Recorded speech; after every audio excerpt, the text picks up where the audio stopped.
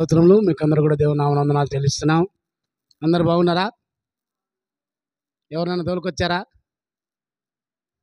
మేము రావడమే కష్టం కదా, ఇంకెవరిని తోలుకొస్తాం అనుకుంటారు కదా. మంచిది. ఈ అవకాశం ఇచ్చినటువంటి అయ్యగారికి దేవుని నామమున వందనాలు చెల్లిస్తున్నాను. మరి పరిశుద్ధ గ్రంథంలో నుండి మత్తయి సువార్త 5వ అధ్యాయము, మత్తయి సువార్త 5వ అధ్యాయము 13, 14, 15, 16 వచనాలు చదువుకుందాం. మీలో మీరు లోకమునకు ఉప్పై ఉన్నారు. ఉప్పు నిస్సారమైతే అది దేని వలన సారము పొందును? అది బయట పారవేయబడి మనుష్యుల చేత త్రొక్కబడుటకే గాని మరి దేనికిని పనికిరాదు. మీరు లోకమునకు వెలుగై ఉన్నారు. కొండ మీద నుండి పట్టణము మరుగై ఉండనేరదు. మనుష్యులు దీపము వెలిగించి కొంచెము క్రింద పెట్టరు, కానీ అది ఇంట నుండి వారందరికీ వెలిగించుటకై దీపస్తంభం మీదనే పెట్టుదురు. మనుష్యులు మీ సత్క్రియలను చూసి పరలోకమందున్న మీ తండ్రిని మహిమపరచునట్లు వారి ఎదుట మీ వెలుగు ప్రకాశింపనీయుడి. చిన్న ప్రార్థన చేసుకొని వాక్యంలోకి వెళ్దాం. అందరు తలలు వంచినట్లయితే ప్రార్థించుకుందాం. ప్రేమగల నాయన, కృపగల తండ్రి, నీకు స్తోత్రములు, వందనములు నాయన. మరి ఈ యొక్క ఉదయకాల సమయంలో ప్రభా, నీ యొక్క పరిశుద్ధ బిడ్డల మధ్యలో నన్ను నిలబెట్టిన విధానం బట్టి మీకు వందనాలు. మమ్మల్ని ఇరువురిని కూడా అయినా మరి నీ దాసుని దేవరాజుని బట్టి ఆయన నన్ను క్షేమంగా మరి నీ బిడ్డల మధ్యలోకి నడిపించిన విధానం బట్టి మీకు వందనాలు. అవునైనా మరి ఈ దినాన్ని చూడలేక ఎంతోమంది మరణించున్నారు. మమ్మల్ని అయితే సజీవ లెక్కలో ఉంచి ప్రభా మరి మీ యొక్క సన్నిధిలో మమ్మల్ని చేర్చిన విధానం బట్టి మీకు వందనాలు చెల్లిస్తుంటున్నాం. చదవబడినటువంటి వాక్య భాగమును, పలికించినటువంటి వాక్య భాగమును మీరు దీవించండి, ఆస్వాదించండి. మీరు మాతో మాట్లాడుతున్నారని, మీరు మా మధ్యలో ఉన్నారని మేము నమ్ముచూ ఉంటున్నాం. అవునైనా నేను మట్టివాడను ఆయన, మీరే నా నోటికి బూరగా ఉండి నీ బిడ్డలతో మీరు మాట్లాడమని ప్రార్థిస్తున్నాం. ఏ బిడ్డకు ఏ యొక్క వాక్యం అవసరమైనదో వాక్యం ద్వారానైనా మీరు మాట్లాడగలరని ప్రార్థిస్తూ ఉంటున్నాం. అవును తండ్రి, మరి ఇంకా ఎవరైతే రాలేక వెనుకబడి ఉంటున్నారో బిడ్డలను త్వరగా నీ సన్నిధికి తీసుకురమ్మని ప్రార్థిస్తున్నాం. రాలేకున్నటువంటి బిడ్డల కొరకు ప్రార్థిస్తున్నాం. మరొకసారి వారికి సమయాన్ని అనుగ్రహించగలరని ప్రార్థిస్తూ ఉంటున్నాం.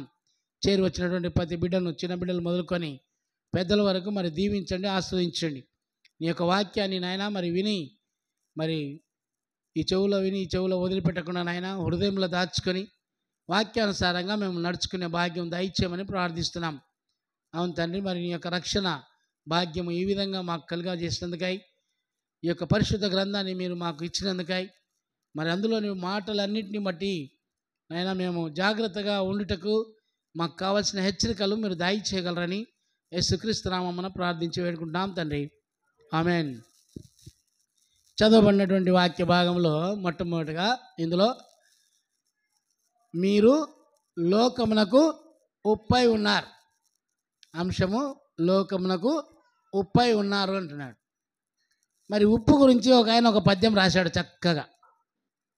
ఉప్పు కప్పురంబు ఒక పోలిక నుండు, చూడ రుచుల జడవేరు, పురుషులందు యేసు వేరయ్యా. పుణ్య పురుషుల్లో యేసు ప్రభువు వేరే. ఎందుకంటే మనం కూడా పురుషులమే. మరి మనం కూడా ఎట్లా ఉన్నాం? ఇక్కడ ఉప్పు గురించి చెప్తా ఉన్నాడు. మీరు లోకానికి ఉప్పై ఉన్నారంటున్నాడు. చాలామంది పిల్లలు తిడతా ఉంటారు, వీడు మాకు ముప్పై ఉన్నాడు రా అంటుంటారు. మాకు ముప్పు తెచ్చేవాడుగా ఉన్నారంటున్నారు. అట్లాగే అప్పు తెచ్చేవాళ్ళుగా కూడా ఉన్నారంటున్నారు. మరి మన జీవితాల్లో, మన కుటుంబాల్లో మరి ఉప్పు ఎట్లా ఉంది? ఉప్పు దేనికి సాదృశ్యంగా ఉంది? ఉప్పు ఏం చేస్తుందమ్మా? ఉప్పు లేని ఇల్లు ఏమైనా ఉందా? అప్పు లేని వాళ్ళు ఎవరు ఉండరేమో కానీ ఉప్పు లేకుండా మాత్రం ఖచ్చితంగా ఉంటారు. మరి ఈ ఉప్పు ఏం చేస్తుంది? రుచి చూపిస్తుంది.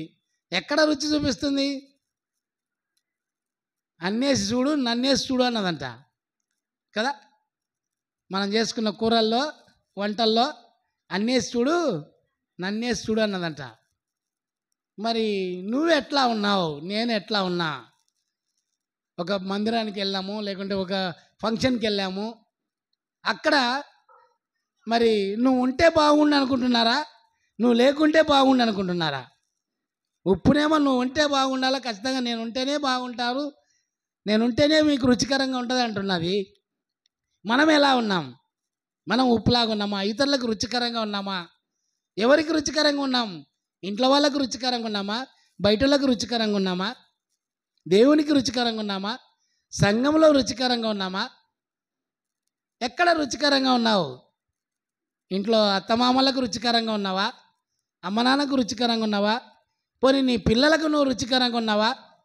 అమ్మంటే ఎంతమంది ఇష్టపడుతున్నారు, నాన్నంటే ఎంతమంది ఇష్టపడుతున్నారు? ఒకసారి ఆలోచన చేసుకోవాలి. ఎలా ఉన్నాం? మరి ఉప్పు ఇంకా ఏం చేస్తుంది? ఏం చేస్తుందమ్మా ఉప్పు? ఉప్పు చట్నీ పాడు కాకుండా చేస్తుంది కదా. టమాటా చట్నీ, మామిడికాయ చట్నీ పెట్టలేదా ఎప్పుడు? మరి చెడిపోకుండా ఉండాలంటే ఏం చేయాలా? ఖచ్చితంగా ఉప్పు వేయాలా. ఖచ్చితంగా నువ్వు వస్తేనే మందిరంలో పాటలు పాడతావు. ఇంటికాడ ఉండి నేను పాటలు పాడతా, నేను వాక్యం చెప్తా, వాక్యం చదువుతా అంటే అది సరైనటువంటి సమాధానమేనా? నో. రావాలంతే. దేవుని మందిరానికి రావాలా? నీకు ఇచ్చిన తలాంతును నువ్వు ఉపయోగించాలా. అయ్యగారు బాధపడుతుంటారు చాలాసార్లు. ఏమ్మా పోయిన వారం వస్తేవి ఈ వారం రాకపోతేవి, ఏమన్నా పోయిన వారం వస్తేవి ఈ వారం రాకపోతేవి. నువ్వు రాకపోతే నీకు రోగమే, నువ్వు ఇక్కడికి వస్తే నీకు స్వస్థత. నువ్వు రాకపోతే నీకు రోగమే, ఏదో రోగం ఉంటుంది. ఏం లేకున్నా మనోరోగం అని ఉంటుంది నీకు పైకి కనపడకపోవచ్చు, కానీ ఇక్కడికి వస్తే స్వస్థత కలుగుతుంది. అయ్యగారిని కొంతమంది ఊరికి పోతా కూడా ఇక్కడ ప్రార్థన చేయించుకొని ఇంకా బయటికి వెళ్ళిపోతున్నారు. మేము పోతున్నాము, ఇంకా మాకు టైం లేదు. దేవుడు ఏం చెప్తున్నాడు? దేవుని సన్నిధిలో ఒక దినము గడిపితే 1000 దినాల కంటే శ్రేష్టం అంటున్నాడు. మనం ఒక గంట గడపడానికి ఆయనకు ప్రాధాన్యత ఇవ్వడంలే. గంటల తరబడి బయట గప్పాలు కొడుతున్నాం, కానీ ఇక్కడ మాత్రం ఒక గంట సేపు కూర్చోడానికి గాబరపడుతున్నాం. గలబ చేయడానికేమో ముందరుంటాం, గాబరపడడానికి ముందరుంటాం, గమ్మున కూర్చోడానికి మాత్రం మనకు గమ్యం లేని జీవితంలో ఉంటున్నాం. జాగ్రత్త. దేవుడి ఉదయకాల సమయంలో నీతో మాట్లాడుతున్నాడు. ఎలా ఉన్నావు? ఎవరికి రుచికరంగా ఉన్నావు? మరి మీరు లోకానికే ఉప్పై ఉన్నారన్నప్పుడు మరి లోకమంతా ఏమనుకుంటుంది నిన్ను నన్ను? నువ్వు ఇలా వెళ్తున్నావు దారిలో, బా ఈమె పర్వాలేదబ్బా, మంచి విశ్వాసి, అబ్బా పర్వాలేదా అన్న, చాలా ఉత్తముడు. నీ పిల్లలను చూసి నిన్ను చూసి ఏమనుకుంటున్నారు లోకంలో మనం ఎలా ప్రవర్తిస్తున్నాం, లోకంలో ఎలా ఆనందిస్తున్నాం? మీరు లోకస్తులతో పాటు ఉండకూడి అంటాడు ఒక చోట. మరి ఎట్లా ఉండాలా? దేవుని వాక్యం మనలో ఉంటే, ఇప్పుడు నన్ను అంటుంటారు, నాకు 60 ఏళ్ళు వచ్చినాయి, ఏం సార్ ఇంకా వయసుగా కనపడుతున్నావు, అప్పుడే రిటైర్మెంట్ ఇచ్చారా నీకు అంటున్నారు. అంటే అది దేవుని చిత్తం, దేవుని యొక్క బలం అంతే. అది నీకు నువ్వు అందంగా ఉండాలా, అందహీనంగా ఉండాలా, బలంగా ఉండాలా, అది ఆయన ఇష్టమై ఉన్నది. నువ్వు రుచికరంగా ఉండాలా, రుచికరంగా ఉండకూడదు అనేది కూడా ఆయన చిత్తమై ఉన్నది. అది మనం కనుక్కోగలగాలి. ఎప్పుడు అలా ఉండగలుగుతావంటే ఎప్పుడైతే దేవుని సన్నిధికి వస్తావో, ఎప్పుడైతే నువ్వు ప్రార్థన చేస్తావో, ఎప్పుడైతే ఆయనకు నువ్వు ఒదిగి ఉంటావో ఎదుగుతావు. నువ్వు ఒదగకపోతే ఎదగవు. కోడంటిదే పొదగకపోతే పిల్లల సయా. మరి దాన్ని చూసన్నా మనం నేర్చుకోవాలి కదా. అందుకొరకే అంటాడు దేవుడు, ఆకాశ పక్షులను చూడి అవి విత్తవు కోయవు, మనమేమో కోత కోసం పరిగెత్తున్నాం, నాటనేమో నాటం. ఎవరో నాటితే అబ్బా చేను భలే ఉందే, కోసుకుంటే బాగుండే. ఓ రోజు ఇటనే పోతున్నాం, జొన్న చేను కంకులు బాగా కాసింది. మేమిద్దరం, నేను ఇంకొక సార్ పోతున్నాం. పోతుంటే ఒక ఆమె కంకులు కోసుకొని, ఓడి నిండా కంకులు కోసుకొని మళ్ళీ సంకలం పెట్టుకొని వచ్చింది, రోడ్డు మీదకి వచ్చింది. వచ్చి అమ్మో మేము కాదయ్యో మాయ కాదయ్యో అని కంకులన్నీ బయట పడేసి ఉరుకు చేనులో ఏమో అనుకొని. చూడండి ఎట్లా ఉందో. ఎవరో వేసిన దాన్ని పంటను కోసుకుంటే ఎట్లా ఉంటుంది, ఎగేసినట్టునే ఉంటుంది. జాగ్రత్త, నిన్ను కూడా ఎగరేస్తాడు దేవుడు. నువ్వెవరో నాకు తెలియదు అంటాడు. వాళ్ళు ఏమోయో మాకు తెలియదయ్యో అని పారిపోతున్నారు. యాక్చువల్గా మేమేమో చేనులం కాదు, మేము ఇట్లా వాక్యం చెప్పడానికి పోతున్నాం. జాగ్రత్త. మన జీవితాలు ఎలా ఉన్నాయి? ఆయనకు దగ్గరగా ఉన్నావా, దూరంగా ఉన్నావా? ఆయనకు రుచికరంగా ఉన్నావా? అంతెందుకు, నీ భర్తకు నీ భార్య నీకు ఇద్దరు ఒకరికొకరు రుచికరంగా ఉన్నారా? పొద్దున్న లేస్తేనే గొడవ పడుతున్నారా? మీరిద్దరు గొడవ పడితే పిల్లలు కూడా అదే నేర్చుకుంటారు. చెప్పారు కదా శాస్త్రం కూడా ఏమని, తల్లి చేనులో మేస్తే పిల్ల గట్టున మేస్తుంది అంటుంటాం. మరి మన పిల్లలు ఎక్కడికి వెళ్తున్నారు, ఏం చేస్తున్నారు, ఎక్కడ ఉన్నా, ఏడ కూర్చున్నా, ఎక్కడ తిరుగుతున్నా వాళ్ళని గమనించాల్సిన బాధ్యత తల్లిది, తండ్రిది. మరి ఇదేనో మనం యొక్క బాధ్యత ఎంతవరకు నెరవేరుస్తున్నాం? వాడికి వయసు వచ్చింది, ఇంకా పెళ్ళి చేస్తాంలే, అయిపోయా, ఇంకా వాడు అని పెళ్ళాం అని ఇష్టమని మనం వదిలేయకూడదు. ఇందాక ఒక ఆయనను తాండ్రపడక నుంచి బండి మీద ఎక్కించుకొచ్చా. వస్తూ ఉంటే ఎంతమంది పిల్లలు పెద్ద అంటే, నాకు 6 మంది బిడ్డలు 3 కొడుకులు అన్నాడు. నీకు సమాధానం ఉందా అని అడిగిన. ఏం సార్ అట్లా అంటున్నావు? నిజమే సార్, నాకు సమాధానమే లేదు. మరి ఎందుకు వచ్చినావు చర్చికి అన్న. ఏమో ఆదివారం కదా పోవాలా. నామకాస్తే క్రైస్తవురాలుగా ఉన్నావా? నమ్మకంగా ఉన్నావా? ఆయనకు సాక్షిగా ఉన్నావా? ఎంతవరకు విశ్వాసిగా జీవిస్తున్నాం మనం? నేనన్నా, మరి ఏమైనా పెడుతున్నారా నీకంటే? అన్నీ అమ్మనిక తయారైనారు సార్ నా కొడుకులు. ఉన్న పొలం అంతా అమ్మనిక తయారైతే 5 ఎకరాలు సంపాదించింటి, 3 ఎకరాలు అమ్మేసిన, 2 ఎకరాలు ఉంది, దాన్ని కూడా అమ్మనికి తయారైనారంటే నేను ఒకటే మాట చెప్తే, అయ్యా అర్జెంటుగా నువ్వు నీ భార్య ఊరు ఇడిచిపెట్టేసి చక్కగా ఒక నెలపాటు కనపడకుండా పో. నీ విలువ ఏంటో తెలుస్తుంది, తల్లిదండ్రుల విలువ ఏంటో తెలుస్తుంది మనుషులు లేకపోతే అన్నప్పుడు ఆయన అన్నాడు, నిజమే కదయ్యా, నీ కళ్ళ నిండా నీళ్ళు ఇడిచాడు. ఆడ వదిలేస్తుంది నన్నూరులో. ఆ మధ్యలో మాట్లాడుకుంటూ వచ్చినటువంటి సంగతులు.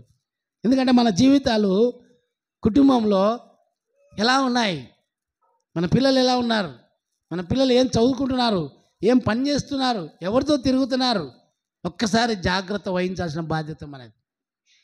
ఇప్పుడు వంట చేసేయాలంటే ఖచ్చితంగా కావాల్సిన వస్తువే. నువ్వు కూడా కావాల్సిన దానిగా, కావాల్సిన వాడిగా నువ్వు ఉండాలా. అందుకొరకే సహోదరులు ఐకమత్యం కలిగి ఉండుట ఎంత మనోహరము, ఎంత సంతోషం. ఇప్పుడు వస్తూ నువ్వు ఇంకొకరిని తోలుకొని వస్తే వాడు ఎంత ఆనందపడతాడు. మీరు ఎవరిని పిలవకుండా మీ అంతకు మీరే మందిరానికి వస్తే ఆయనకు సంతోషం ఉంటుందా? అయ్యగారికి సంతోషం ఉంటుందా? అయ్యగారిని ఎందుకు పెట్టినారు కాపరిగా? గొర్రెలు తప్పిపోకుండా, గొర్రెలన్నీ మన యొక్క దొడ్లోకి రావాలి, గొర్రెలన్నీ వాక్యం వినాలి, గొర్రెలన్నీ బలంగా ఉండాలి, గొర్రెలన్నీ ఆత్మీయంగా ఎదగాలి. దేవుడు వచ్చినప్పుడు ఆయన అడుగుతాడు, ఏమయ్యా, ఏం చెప్తివయ్యా, ఏం విత్తివయ్యా, ఎంతమంది ఆత్మీయులుగా మార్చినావయ్యా? ఆ జవాబన్నీ ఆయన మీదకి వచ్చినప్పుడు మీరంతా నేను వచ్చినా అంటే అవుతుందా? నో. ఎవరు ఆయనకు దగ్గరగా ఉన్నారు? ఎవరు తండ్రికి మనం దగ్గరగా ఉంటున్నాం? ఒక్కసారి ఆలోచన చేసుకోవాలి. ఇకపోతే మళ్ళీ ఇక్కడ లోకంలో మీరు ఉప్పు అయి ఉన్నారని కదా, మరి ఉప్పు కర్పూరం అని చెప్పాడు ఆయన. ఉప్పు తెల్లగానే ఉంది, కర్పూరం తెల్లగానే ఉంది, వాటి గుణాలు మాత్రం వేరుగా ఉన్నాయి. కర్పూరం ఏం చేస్తుంది? అంటుకుంటుంది, హారతి పడతారు మనోళ్ళు. కర్పూరం చేతిలో పెట్టుకొని బాబునే హారతి ఇస్తారు దేవుని కాడ. ఈ ఉప్పుని తీసుకుపోయి నిప్పులు వేసినావు అనుకో, ఏమవుతుంది? చిట్టపట్టనే ఇంకంతే. ఇంకా నువ్వు కూడా అంతే. నువ్వు ఏడకన్నా పోతే అబ్బా వచ్చారు నాయన తంటాల, మరి ఇంకా అయిపోయా పైసలు ఇలా కార్యం. ఏమంటే కారమన్నా వేసింటుంది ఎక్కువ, ఉప్పు అన్నా ఎక్కువ వేసింటుంది. ఏమి అంటే ఎవరు తినకూడదు, చేసిన వంటంతా భంగమైపోవాలంతే. తన పనేమి, సాతాను చేసే పని అంతా అదే. జాగ్రత్త. మరి ఉప్పులాగా ఉన్నావా, నిప్పులాగా ఉన్నావా, ఆ కర్పూరంలాగా ఉన్నావా? ఒక్కసారి ఆలోచన చేసుకుని నిన్ను నువ్వే. మరి అది ఉప్పును అంగడి కాడ చూస్తుంటాం మనం. అంగట్లో లోపల పెడతాడా, బయట పెడతాడా? బయట పెడతాడు. అది ఏమైపోతుంది, కొద్ది రోజులకు కరిగిపోతుంది ఆడ. అయినా పట్టించుకోడు. ఎందుకు? తక్కువ. సరే, ఈ ఉప్పు మరి ఎక్కడి నుంచి వస్తుంది? వెరీ గుడ్, సముద్రంలో నుంచి వస్తుంది. సముద్రంలో ఏమేమి ఉన్నాయి అక్కడ? దాంట్లో నీళ్ళు ఉన్నాయి, ఇంకేముంది? చేపలు ఉన్నాయా? ఇంకా ఇసుక ఉంది. ఇంకోటి తెలుసా మీకు? సముద్రానికి దేవుడు గోడ కట్టినాడు. ఎక్కడెక్కడ నీళ్ళన్నీ పోయి సముద్రంలో పడుతున్నాయి, అయినా అది నిండకునుంది. అదే మన వీధుల్లోనో లేకుంటే మన ఊర్లోనో ఎక్కడన్నా నీళ్ళు వచ్చినాయంటే, వర్షం పడిందంటే ఎక్కడెక్కడ పోయి గుంటలలో ఆడ ఈడ నిలబడిపోతుంటాయి. కానీ సముద్రంలో పడిన నీళ్లు మాత్రం పడినప్పటికీ అది సముద్రం నిండకుండా పెట్టాడు. దానికి గోడ కట్టాడు. దేంతో కట్టినాడు? రాయితో కట్టినాడా? ఇసుకతోనే కట్టాడు. మీరు ఎప్పుడన్నా సముద్రంలోకి చూస్తగినా స్ట్రైట్గా నడుచుకుంటూ పోదామని నదిలో నడుచుకుంటూ పోయినట్టు నడుచుకుంటూ పోతే పోదు. అక్కడ ఇలాగ పోతుంటుంది, లోతుకి వెళ్ళిపోతుంది అంతే. మరి పాట కూడా చక్కగా రాశారు కదా. నడిపించు నావా నడి సాంద్రమున దేవా నవ జీవన మార్గమునా నా జన్మ తరింపా.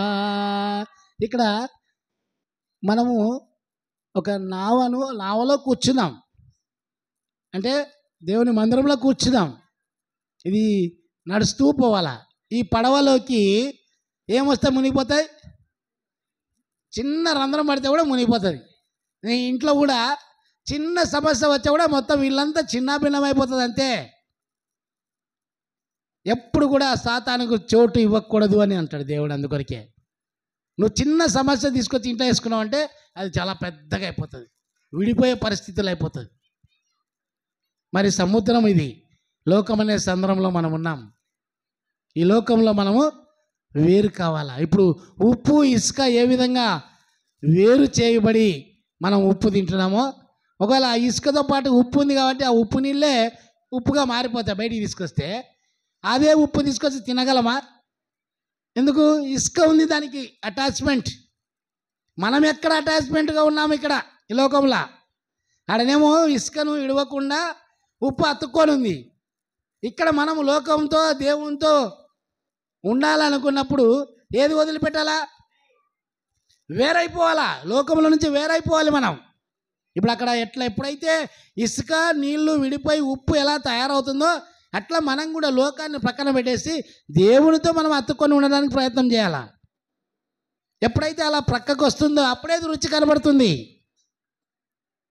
ఇప్పుడు ఒక తోట వేసినాడు ఒక యజమాని, మంచి పండ్ల తోట వేసినాడు, మామిడి పండ్ల తోట వేసినాడు. తోట వేస్తే అన్ని పండ్లు, అన్ని చెట్లు, పండ్ల చెట్లు అన్నీ తీయగుంటాయా?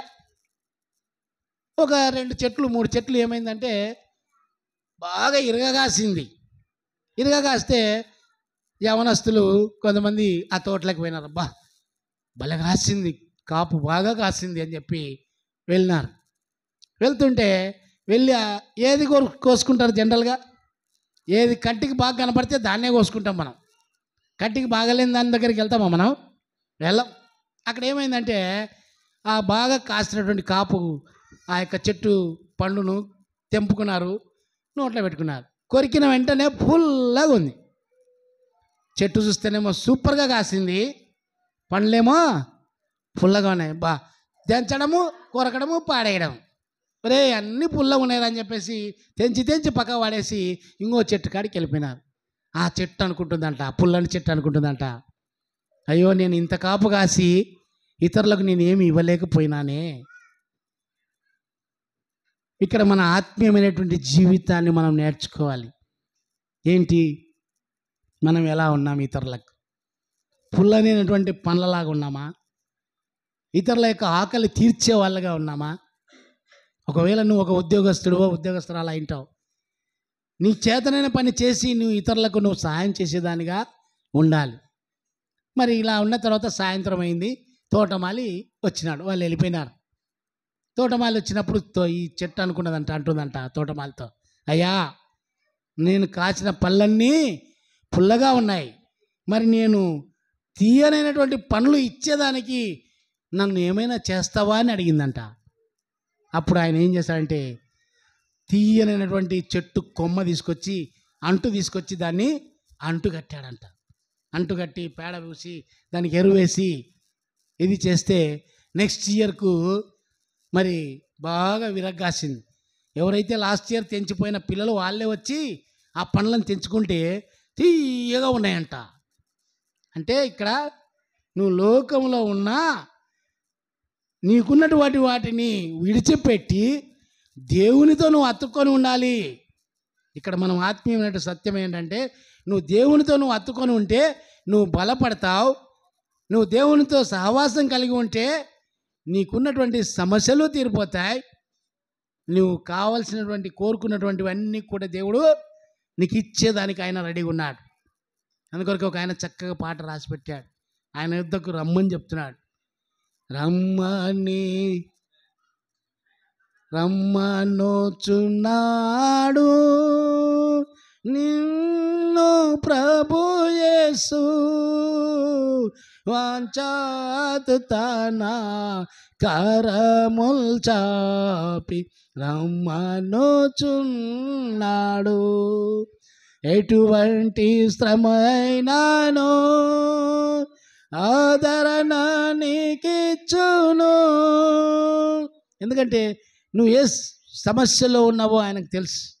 ఇప్పుడు ఆ చెట్టుకున్న సమస్య ఏమి, నేను పుల్లగా ఉన్నాను, తీయగా కావాలి అనుకున్నది. అతని యొక్క తోటమాలతో చెప్పుకున్నది, తను చేసిన పనిని బట్టి మరి దేవుడు కూడా అలాగా మనకు సహాయం చేసేదానికి ఆయన చేతులు చాచి ఉన్నాడు, రమ్మంటున్నాడు. మనం ఎక్కడికి వెళ్తున్నాం?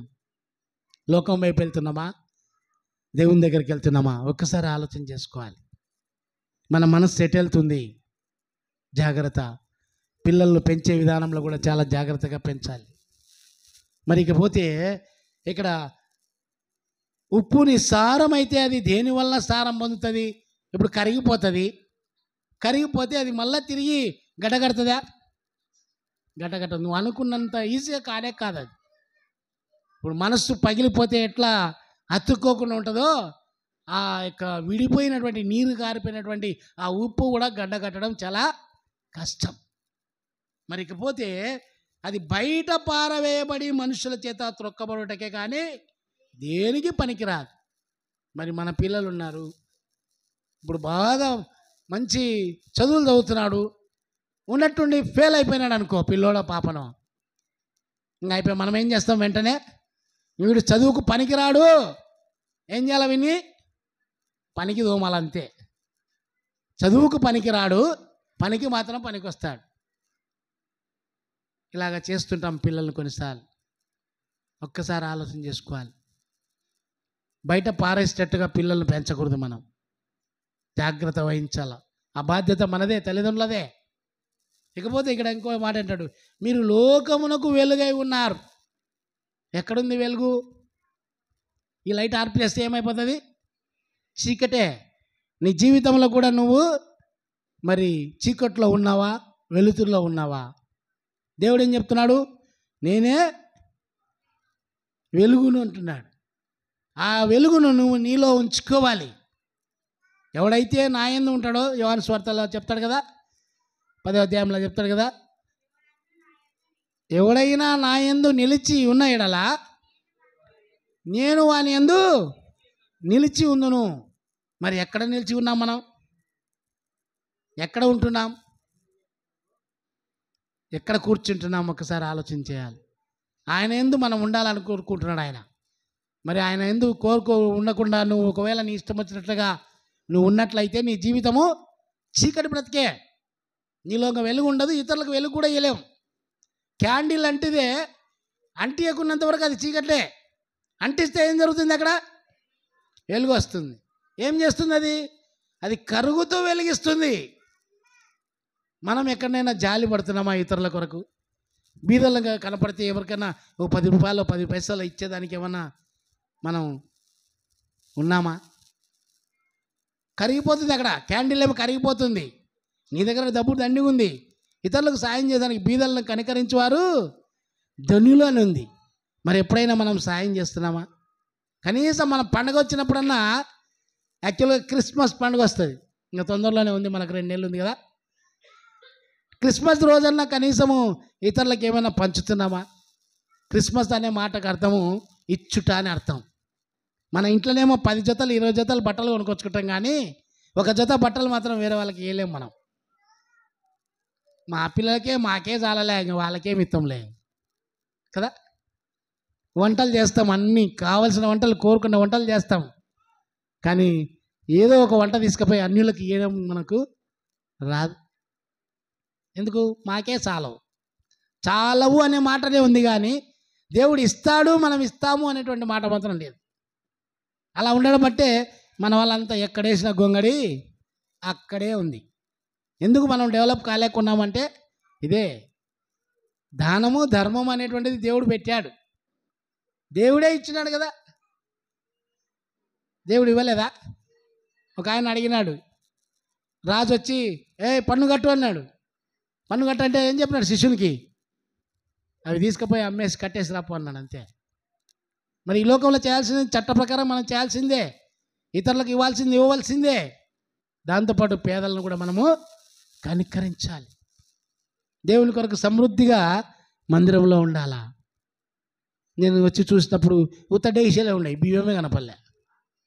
ఏడున్నావో ఏం కదా, బియ్యం ఈ పక్క చూసి ఆ పక్క చూసి ఆ పక్క లేవు. మన ఇంట్లో మాత్రం స్టాక్ ఉంటాయి. దేవుని మందిరంలో స్టాక్ ఉండాలి. ఇక్కడ స్టాక్ ఉంటే నీ ఇంట్లో స్టాక్ తగ్గదు. నువ్వు ఇక్కడ షాక్ ఇస్తే నీకాడ నీ స్టాక్ అంతా షాక్ అవుతుంది. జాగ్రత్త. మనం అనుకోవచ్చు, కష్టపడినాం, సంపాదించినాం, చెమటొచ్చినాం, కూడబెట్టినాం. ఎవరిచ్చారయ్యా నీకు? నువ్వు కూడబెట్టడానికి నీకు బలం ఎవరిచ్చారు? దేవుడు ఇచ్చారు. మరి దేవుడు ఇచ్చిన దాన్ని దేవునికి నీకేం బాధ? దేవునికి ఇయ్యం, డాక్టర్కి ఇస్తాం. పరమ డాక్టర్కి ఇయ్యం, కానీ పనికి వాళ్ళ డాక్టర్కి తీసుకుపోయి పెడతా ఉంటాం కదా. వాడు ఏం చెప్తే అది రాసిస్తే నోరు తెరిచి మాట్లాడకుండా బిల్లు కట్టేసి వస్తాం కదా. ఈయన హెచ్చరికలు ఇచ్చి, దేవుని యొక్క కాపర ద్వారా హెచ్చరికలు ఇచ్చి చేస్తే కనీసము ఇక్కడికి కానుక తీసుకురాలేం. మనం కార్యాలకు ఖర్చు పెడతాం, కానుకలు మాత్రం ఇవ్వం. అందుకోసమే ఎక్కడ వేసిన వాళ్ళు అక్కడే ఉంటాం మనం. జాగ్రత్త. ఆయనకి ఇవ్వవలసింది ఆయనకి ఇవ్వాలంతే. దశమ భాగం అడిగాడు కదా, అది ఇవ్వాల. మరి ఇలా ఉంటే నువ్వు అంతే. ఇంకా నువ్వు ఎట్లుంటావు అంటే మనుషుల చేత తొక్కబడినట్టుగానే ఉంటావు, దేనికి పనికి రాకుండా అయిపోతావు అంతే. మరి ఇక్కడ మీరు లోకానికి వెలుగే ఉన్నారంటే, వెలుగు మనలో ఉండాలంటే మనలో ఉన్న చీకటి దొల్లిపోవాలి. మరి కొండ మీద నుండి పట్టణం చూస్తే మరి అక్కడ మరుగై ఉండనేరదు. మరి చాలా చోట్ల కొండ మీద ఏం చేస్తారంటే, సముద్రం ఒడ్డులో కొండ ఉంటే ఆ కొండ మీద లైట్ పెడతారు, దాన్ని చుక్క అని అంటారు. పడవ నడిపేవాడు ఆ లైట్ చూసుకొని బయలుదేరుతూ ఉంటాడు సముద్రంలో. మరి మనం కూడా ఒకప్పుడు ఈ కరెంట్ లేదు, మేము చిన్నగా ఉన్నప్పుడు కరెంట్ లేదు, ఇంట్లో దీపాలు వెలిగించే వాళ్ళం. కిరోసిన్ దీపం సీసాలో లేకుంటే చిన్నది ఒకటి ఇనుపై ఉండే బుడ్లు, అందులో పోసి దీపము. ఇక్కడ అన్నాడు కదా, మనుష్యులు దీపము వెలిగించి కొంచెం కింద పెట్టరు, కానీ అది ఇంట నుండి వారందరికీ వెలిగించడానికై స్తంభాలు పెట్టేవాళ్ళు. ఒకప్పుడు ఇల్లు కట్టినారంటే ఇట్లా ఆర్సీలు లేవు. అప్పుడు కొట్టం వేస్తే ఆ కొట్టానికి మధ్యలో ఒక గుంజ ఉంటుంది, ఆ గుంజానికి చిన్న చెక్క కొట్టి దాని మీద దీపం పెడితే ఇల్లంతా వెళ్తురు వచ్చేది. మేము చదువుకోవడం కూడా అట్లనే ఆ దీపం దగ్గర పెట్టుకొని చదువుకుంటుంటే పొద్దునే కల్లా ముక్కు నిండా మస్తే.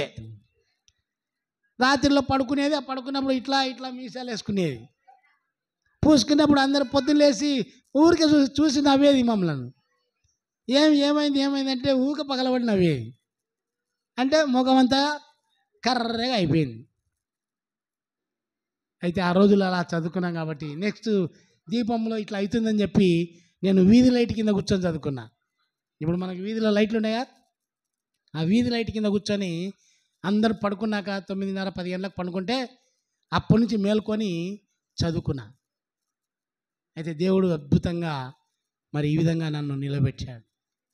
మరి ఇతరులకు మనం వెలిగించే వాళ్ళుగా ఉండాలా, దీపాలు ఆర్పే వాళ్ళలాగా ఉండకూడదు మనం. జాగ్రత్త. ఇంకో మాట అంటున్నాడు, మనుష్యులు మీ సత్క్రియలను చూచి పరలోకమందున్న మీ తండ్రిని మహిమపరచునట్లు వారి ఎదుట మీ వెలుగు ప్రకాశింపనీయుడి. మరి మనము సత్క్రియలు అంటే మంచి పనులు చేయాలా. ఈ లోకంలో ఉన్నప్పుడు మంచి పనులు చేయాలా. మంచి పని అంటే ఎట్లుంటాయి అవి? దోసుకోవడమా? ఏదో చెప్తుంటారు, సామెత చెప్తుంటారు, అత్త సొమ్ము అల్లుడు దానం చేశాను, అది సత్క్రియ అవుతుందా? ఎవరో పెట్టినది కాదు ఇవ్వాల్సింది. నీ దగ్గర ఉన్నదాన్ని నువ్వు ఇతరులకు ఇస్తే అది సత్క్రియ. ఒకడు రోగంతో ఉన్నాడు, ఇంట్లో లేవలేకున్నాడు, మరి ఆయన దగ్గరికి దేవుడు పోయినాడా లేకుంటే వాడిని ఎత్తుకొని ఈయన కాడికి వచ్చినాడా? మా ఇంట్లో రోగస్తులు ఉన్నారయ్యా, రాయా అని పిలుచుకొని పోయినారు. అట్లాగే లాజరు కూడా చనిపోతే మార్తమ్మ మరియ వాళ్ళు అడిగినారు, అయ్యా ఏడున్నావంటే నేను ఇంకో చోటు ఉండలే అన్నాడు. చనిపోయినాక ఆయన వచ్చినాడు. అంటే ఆయన మహిమపరచబడాలి కాబట్టి లేటుగా వచ్చినాడు. ఎందుకంటే ఆయన మహిమ ఏంటో ఎవరికి తెలియదు కదా. ఇప్పుడు రోగస్తునికి ఎవరు కావాలా? డాక్టర్ కావాలా. డాక్టర్ దగ్గరలోనే ఉంటే వీనికి టెన్షన్ ఉంటుందా? టెన్షన్ ఉండదు. దూరంగా ఉంటేనే టెన్షన్. ఎట్లా ఆ టెన్షన్ ఎట్లా పోవాలా అంటే ఓపిక తీసుకుంటే నీకు టెన్షన్ తగ్గుతుంది. ఓపిక లేకపోతే టెన్షన్తో పైకి పోవడమే. ఇక్కడ ఏం జరిగిందంటే లాజరు లేటుగా వచ్చాడు. అప్పుడు మార్తమ్మ ఏమన్నది, అయ్యా నువ్వు మా ఇంటికాడ ఉండింటే మా తమ్ముడు చనిపోయేటోడు కానే కాదయ్యా అంటే, మార్తమ్మ ఉండు నేను పిలుస్తాను మీ తమ్ముడిని. దగ్గరికి పోయాడు. ఎన్ని రోజులా చనిపోయి? 4 రోజులా 3 రోజులా? 4 రోజులు అయింది. అయ్యా వాసన వస్తుంటాడయ్యా, ఏం పిలుస్తావయ్యా అని అన్నారు వాళ్ళు. నువ్వు ఊరికే ఉండి చూడు, ఆయన క్రియలు ఎలాంటివంటే అద్భుతమైనటువంటివి. మరి ఆయన అక్కడ వెళ్ళాడు, లాజరు బయటికి రా అన్నాడు. అంతే. బయటికి రా అన్నప్పుడు ఏమైంది? అక్కడ ప్రేత వస్త్రాలతోనే ఆయన బయటికి రావడం జరిగింది. అందరూ ఏమో దయ్యం వచ్చి అనుకున్నారు, కానీ అన్ని కట్లు విప్పేశారు. మరి చనిపోయిన వాడిని బ్రతికించినటువంటి దేవుడు నీతో నేను ఉంటానని, నీకు తోడుగా ఉంటానని చెప్పినటువంటి దేవుని యొక్క వాగ్దానాన్ని నువ్వు నమ్మకుండా మరి ప్రజలను నమ్ముకుంటున్నాం. అందుకొరకే దేవుడు అంటాడు, నరులను నమ్ముకునుట కంటే యెహోవాను ఆశ్రయించుట మేలు అంటాడు.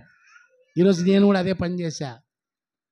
ఇంట్లో ఒక పక్క కార్యాలు జరుగుతున్నాయి పెళ్లి కొరకు, అయినా నేను ప్రక్కన పెట్టేసేసా.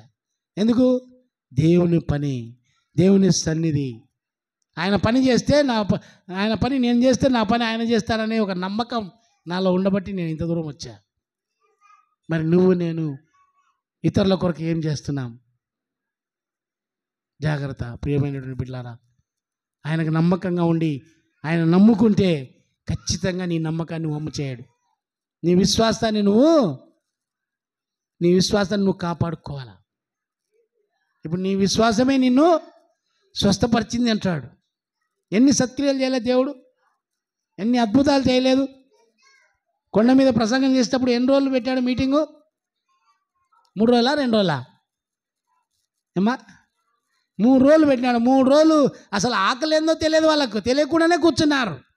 కానీ దేవుడే మళ్ళీ జ్ఞాపకం చేసుకొని మరి ఏం తీసుకొచ్చారు? ఎవరి దగ్గర రొట్టెలు చేపలు ఉన్నాయని అడిగితే చిన్న పిల్లోనికి ఒక అమ్మ కట్టి పంపించింది. ఎందుకు? ఆయన మాటలు వినాలా అనే ఉద్దేశంతో. మరి మనం ఎవరికైనా ఇక్కడికి వచ్చినటువంటి వారికి సద్ది పంపిస్తున్నామా? వాక్యం చెప్పడానికి వచ్చినటువంటి వ్యక్తికి సద్ది పంపిస్తున్నామా ఇడికి? లేదంటే నువ్వు ఇంటికి ఆహ్వానిస్తున్నామా? పాస్టరాయ్ ఉన్నాడు, పాస్టరాయ్ చూసుకుంటాడు, లేదంటే పెద్దలు ఉన్నారు, సంఘ పెద్దలు ఉన్నారు, సంఘ పెద్దలు చూసుకుంటారులే. విన్నామా, కూర్చున్నామా, నమస్తే, వందనాలు, రైట్, అంతే. మళ్ళీ వారం వరకు కనపడేది ఉన్నది మనం కదా, మనం చేస్తున్న పని. కానీ దేవుడు అలాంటి వాడికి కాదు. ఆపత్కాలంలో నాకు మొరపెట్టుము, నేను నీకు ఉత్తరం ఇస్తానని చెప్పినాడు దేవుని వాక్యంలో. మరి మనము ఆపద వచ్చినప్పుడే అయ్యో అమ్మా అయ్యా నాయనా దేవుడా కదా, మామూలుగా ఉన్నప్పుడు నువ్వెవరా నేనెవరు, ఖేల్ కథం దుకాన్ బంద్ అన్నట్టుంటుంది కథ కదా. జాగ్రత్త. ఎప్పుడైనా కానీ దేవుని పిల్లలను మనము ప్రేమించేవారుగా ఉండాలి. ఆయన ప్రేమమయుడు. ఆయన ప్రేమించిన ప్రేమ మనలో పెట్టాడు. అన్యుడే చెప్పాడు ప్రేమను ప్రేమిస్తుంది ప్రేమ అని. ఎందుకు ఆ మాట చెప్పాడు? ప్రేమకు అంత విలువ ఉంది. లవ్ అంటే మళ్ళీ ఆ లవ్ కాదు. 2 అక్షరాల ప్రేమ వేరే, దేవుని ప్రేమ వేరే. జాగ్రత్త ఉండాలి లోకంలో. మరి ఈ విధంగా ఉన్నప్పుడు సత్క్రియలు ఎలా చేయాలి? మనం ఈ లోకంలో మనము పరలోకంలో ఉన్నటువంటి తండ్రి మహిమపరచబడినట్టుగా మనం ఏం చేయాలా? ఈ లోకంలో సత్క్రియలు చేయాలా? ఎవరైనా ఆపదలు ఉన్నారా? వారికి సహాయం చేయాలి. ఎవరైనా రోగస్తులై ఉన్నారా? సంఘమంతా పోయి ప్రార్థన చేయమన్నాడు. యాకోబు పత్రికలో చెప్పాడు కదా, ఎవరైనా రోగి అయి ఉన్నాడా వానికి నూనె రాసి ప్రార్థన చేయవాలని ఉంది వాక్యంలో. ఎందుకంటే నేను ఓరలో చెప్పుకుంటూ పోతాను, మీకు వాక్యాలు చెప్తే మళ్ళీ రాసుకోవడం తీసుకోవడం లేదనే ఉద్దేశంతో ఓరలో చెప్తా ఉన్నా. అంటే మనం ఏం చేయాలా? సంఘంలో ఎవరికి వచ్చినా ఫస్ట్ సార్ గారికి ఇన్ఫామ్ చేయాలా, అయ్యా మా వాళ్ళకు బాగలేదు, అయ్యా మా పిల్లలు బాగలేదు, రండి ప్రార్థన చేతురండి. ఒకవేళ ఇంటికి తీసుకుపోతే నీకు ఆశీర్వాదమే, లేదా రోగినే ఇంటికి తీసుకొస్తే ఇంకా ఆశీర్వాదమే, రెండంతల ఆశీర్వాదం. ఉంటుందా ఉండదా? ఖచ్చితంగా ఉంటుంది. మనం సోమరులాగా పిల్లల్ని ఇంటికాడ పెట్టకూడదు, ఎప్పుడు కూడా తీసుకొచ్చేయాలి అంతే. ఏది ఏమైనప్పటికీ అందరి కొరకు ప్రార్థన చేయించుకోవాల్సిన బాధ్యత మనదే. ఆయన పిలిచి ప్రార్థన చేయాలంటే చెయ్యడు. రోగం వచ్చినాడు డాక్టర్ కాడికి పోవాలంతే. ఆయన పరమ వైద్యుడు. ఆయన మనకి ఇక్కడ ఉన్న ఆయన మామూలు వైద్యుడు అనుకోవాలంతే. కాబట్టి మనము మన జీవితంలో మనం ఎలా ఉన్నాము? ఉప్పులాగా ఉన్నామా? ఇతరులకు వెలిగించేవారుగా ఉన్నామా? సత్క్రియలు చేసేవారుగా ఉన్నామా? ఈ 3 విషయాలు మీ హృదయాల్లో దాచుకొని ఆలోచన చేసుకొని దేవుని సన్నిధిలో మీరు మొరపెడితే ఖచ్చితంగా దేవుడు నువ్వు ఎలా ఉండాలో నిన్ను అలా మలుస్తాడంతే. మేము పిల్లలకు చెప్తుంటాం, రోజు నిన్ను నువ్వు మలుచుకోవాలి. రాయి దొరికితే శిల్పి ఎలాగా తనకిష్టం వచ్చినట్టుగా చెక్కుతాడో అలాగా నీలో ఉన్నటువంటి లొక్కులు, నీలో ఉన్నటువంటి మనసులోనో హృదయంలోనో ఎక్కడ ఎటువంటి పాపం ఉందో దాన్ని సరిచేసుకోవాల్సిన బాధ్యత నీదే. ఎక్కడ సరి చేయబడతావు? అక్కడనేమో దేవుని వాక్యాలు చెప్తాడు, కొలిమి దగ్గరికి పోయి దాన్ని కాల్చి సరి చేస్తాడు. అందుకొరకే పద్యం కూడా రాశాడు ఒక ఆయన, ఇనుము విరిగనేని ఇరుమారు ముమ్మారు కాచి అతుకవచ్చు క్రమముగాను, ఇంకా మనసు విరిగనేని మరి అతకదయ్యా అంటాడు. మరి నీ మనస్సు విరిగిపోయిన మనస్సు ఉంటే, విరిగి నలిగినటువంటి హృదయంతో దేవుని సన్నిధికి వచ్చి నీ పాపాలను ఒప్పుకొని అందులో చేయి వేస్తే, బల్లలో నువ్వు చేయి వేస్తే, నీ హృదయాన్ని నువ్వు సరి చేసుకుంటే, ఈ దినమే నువ్వు దేవుని సన్నిధిలో నీ యొక్క పాపములను ఒప్పుకొని అయ్యగారితో ప్రార్థన చేయించుకొని బాప్తిస్తం తీసుకొని బల్లలో నువ్వు పాలు పొందితే నీకు దేవుని యొక్క ఆశీర్వాదం దొరుకుతుంది. పరలోకాన్ని ఆ లోకంలో మనం చేరే వాళ్ళగా ఉంటాం. మనం అనుకోవచ్చు ఏముంది లేని, ఆలోచించకుండా అందులో చేయి వేస్తే చస్తావు. ఎందుకంటే పరిశీలించుకోమన్నాడు దేవుడు. నిన్ను నువ్వు పరీక్షించుకొని అందులో చేయి వేయమన్నాడు. మరి అందులో చేయి వేసేటప్పుడు కూడా మనము జాగ్రత్త ఉండాలి. మనకున్నటువంటి పాపంలో మనము ఆయన ఎదుట ఒప్పుకోవాలి. ఎవరైతే మనుషుల ఎదుట నన్ను ఒప్పుకుంటాడో వాడిని నేను నా పరలోకపు తండ్రి ఎదుట నేను కూడా ఒప్పుకుంటానని దేవుడు సెలవిస్తున్నాడు. మరి ఇక్కడ ఈ లోకంలో ఉప్పులాగా ఉండాలి, వెలిగించేవారుగా ఉండాలి, సత్క్రియలు చేసేవారుగా ఉండాలి. ఆయన యొక్క బిడ్డలుగా మనం ఈ లోకంలో జీవించాలని దేవుడు తెలియపరుస్తున్నాడు. దేవుడు ఈ కొద్ది మాటలు మన వెనుకలో దీవించును గాక.